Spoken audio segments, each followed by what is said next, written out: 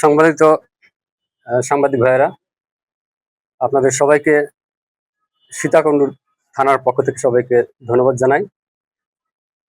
আপনারা ইতিমধ্যে জানেন, গত 1-3-2026 তারিখে বেলা আনুমানিক 1:30টার দিকে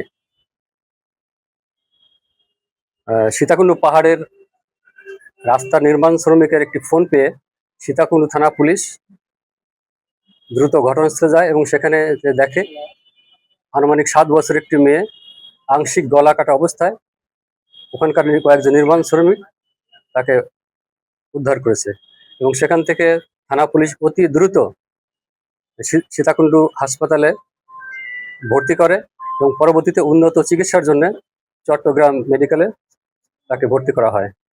এবং অত্যন্ত দুঃখের বিষয়, আজ সকালে ভিকটিম শিশু মেয়েটি ভোর আনুমানিক 5টার দিকে মারা যায়। আপনারা জানেন, গত 1 তারিখে ঘটনার দিনই সীতাকুণ্ড মডেল থানাতে একটি মামলা হয় নারী নির্যাতন দমন আইনে, এবং তারপর থেকেই থানা পুলিশ অত্যন্ত গুরুত্ব সহকারে এই ঘটনার তদন্তে মাঠে নেমে পড়ে এবং এই মেয়ের বাড়ি কুমিরা থেকে যেখানে ঘটনাস্থল এই সীতাকুণ্ড পাহাড় পর্যন্ত রাস্তার প্রত্যেকটি জায়গায় সিসি ক্যামেরা ফুটেজ সংগ্রহ করে আমরা সেটা বিশ্লেষণ করি। পাশাপাশি প্রযুক্তিগত কিছু সুবিধা নিয়ে আমরা এই ঘটনা তদন্ত শুরু করি এবং এক পর্যায়ে এই ঘটনার সাথে জড়িত মূল অভিযুক্ত বাবু শেখকে আমরা আজকে 12টার দিকে কুমিরা থেকে আটক করেছি। বাবু শেখের বাড়ি স্থায়ী ঠিকানা গোবিন্দগঞ্জ থানার গাইবান্ধাতে।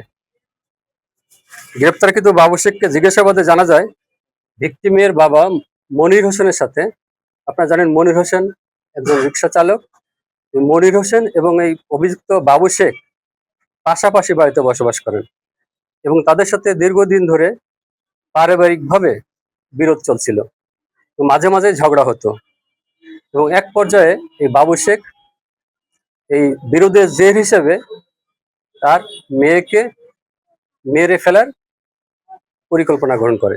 সেই পরিকল্পনার অংশ হিসেবে ঘটনার দিন আনুমানিক 9:30টার দিকে মেয়েকে চকলেটের লোভ দেখিয়ে এবং বেড়াতে যাওয়ার কথা বলে বাড়ি থেকে বের করে নিয়ে আসে।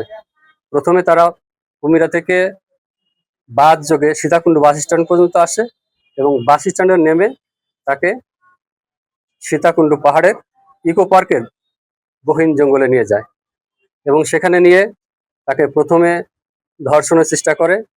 মেয়েটি যখন চিৎকার শুরু করে এবং তার বাবাকে বলে দেবে এই ভয়ে চিৎকার শুরু করে, তখন তার মুখ চেপে ধরে। এক পর্যায়ে তার হাতে রক্ষিত তার কাছে থাকা চাকু দিয়ে তার গলাতে পোঁচ দেয় এবং মেয়েটিকে এক পর্যায়ে মারা গেছে ভেবে তাকে ফেলে রেখে চলে আসে। পরবর্তী সময়ে মেয়েটি কোনোভাবে সারভাইভ করে আস্তে আস্তে পাহাড়ের নিচু ঢাল থেকে উপরে উঠে চলে আসে। তখনই আমি এর আগে যেটা বলেছি যে ওখানে যে রাস্তা নির্মাণের শ্রমিক তারা দেখতে পেয়ে থানা পুলিশকে খবর দেয়। আমরা গ্রেপ্তারকৃত অভিযুক্ত বাবু শেখের সাথে তাকে জিজ্ঞাসা করে ঘটনাস্থল পরিদর্শন করি তাকে নিয়ে এবং তার দেখানো মতে মেয়েটির রক্তমাখা সালোয়ার আমরা সেখান থেকে উদ্ধার করি। পাশাপাশি মেয়েটিকে চকলেটের লোভ দেখিয়ে বেড়াতে নিয়ে যাওয়ার কথা বলে বাড়ি থেকে যে বের করে নিয়ে আসছে সেই চকলেটও আমরা উদ্ধার করতে পেরেছি।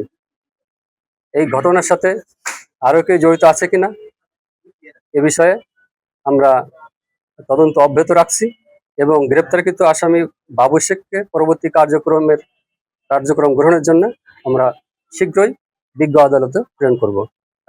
শুধুমাত্র পারিবারিক বিরোধের জের ধরেই এবং জানালো আসলে কি কারণে মানে মেরে হত্যা করার মতো পরিকল্পনা? আমরা প্রাথমিকভাবে এতটুকু পেয়েছি, যেহেতু তারা পাশাপাশি বাড়িতে থাকে, পরিবারের বিভিন্ন বিষয় নিয়ে মাঝে মাঝে তাদের সাথে ঝগড়া হতো এবং কোনোভাবে এই বাবু শেখ পরিকল্পনা করেছে যে এই ঝগড়ার কোনো একটা বিষয়ের প্রতিশোধ হিসেবে তার মেয়েকে ঘর থেকে বের করে এনে এই সীতাকুণ্ড পাহাড়ে প্রবেশ করে। আমরা প্রাথমিকভাবে এতটুকুই পেয়েছি। আর বাবু শেখকে কোথা থেকে গ্রেফতার করা হয় এবং কি থানা পুলিশ গ্রেফতার করে নাকি? বাবু শেখকে থানা পুলিশ গ্রেপ্তার করেছে তো কুমিরা এলাকা থেকে, কুমিরার কাজীপাড়া থেকে। আর ধর্ষণের বিষয়ে আমরা প্রাথমিকভাবে আমরা এ বিষয়ে ফরেন্সিক রিপোর্ট পাওয়া গেলে বাবু শেখকে জিজ্ঞাসাবাদ করে জানা গেছে সে চেষ্টা করেছিল, বাট আমরা ফরেন্সিক রিপোর্টের অপেক্ষা আছি। ফরেন্সিক রিপোর্ট পাওয়া গেলে প্রকৃতভাবে জানা যাবে তাকে ধর্ষণ করা হয়েছে কিনা। এই ঘটনায় বাবু শেখ ছাড়া কাউকে কি গ্রেফতার করা হয়েছে? না, আপাতত আমরা মূল অভিযুক্ত বাবু শেখকেই গ্রেপ্তার করেছি। যদি এর সাথে আরো কেউ জড়িত থাকে আমরা প্রাথমিকভাবে তদন্ত করছি, আমরা পরবর্তীতে তাকেও গ্রেপ্তার করতে পারি। বাবু শেখের তো নিশ্চয় পরিবার আছে, এই পরিবারের সদস্যরাও কি জানতো কিনা সেরকম কি পরিকল্পনা করছে? আমরা এখনো বাবু শেখের যে পরিকল্পনার সাথে আরো কেউ জড়িত আছে কিনা আমরা এখনো আমাদের তদন্তে আসে নাই। ভবিষ্যতে যদি আমরা পাই তাদের বিরুদ্ধেও আইনগত ব্যবস্থা নেব। ধন্যবাদ সবাইকে। পরিবারের দাবি মেয়ের বাবা এখন মানে কোথায় আছে তারা জানে না, শুধু থানা পুলিশ কিছু জানে না। না, যেহেতু আমরা ঘটনাটা গত 1 তারিখে ঘটেছে এবং আজ ভোরে মারা গেছে এবং মামলা তদন্তর সাথে আমরা তার বাবার সাথেও আমরা কথা বলেছি, তার বাবার সাথেও কথা বলেছি এবং পরবর্তীতে আমরা যদি মনে করি যে এই ঘটনার সাথে আরো কেউ জড়িত আছে তাদের বিষয়ে আমরা আইনগত ব্যবস্থা নেব। আপাতত এই ঘটনার সাথে বাবু শেখই একাই জড়িত বলে আমরা প্রাথমিকভাবে পেয়েছি। ধন্যবাদ। আমরা একটা ভিডিওতে দেখেছি যে জিজ্ঞেস করা হয়েছে, বাচ্চাকে জিজ্ঞেস করা হয়েছে বাবা জড়িত আছে কিনা বা এটা কে করছে, তখন সে কিন্তু মাথা নিয়ে গেছিল যে বাবার সেটা আসলে এটা কিন্তু বাবার সম্পৃক্ততা কতটুকু আছে। না, আমরা প্রাথমিকভাবে শুধু বাবু শেখকে আমি পেয়েছি, এরপরে যদি জড়িত থাকে এরপরে যদি আমরা কাউকে পাই অবশ্যই আমরা আইনগত ব্যবস্থা নিব। মেয়ের বাবা কি পুলিশ হেফাজতে রাখা হয়েছে? না, তাকে আমরা মামলা তদন্তের সাথে তাকে আমরা বিভিন্ন বিষয়ে তার কাছে আমরা জানতে চেয়েছি, বাট মূল অভিযুক্ত বাবু শেখ।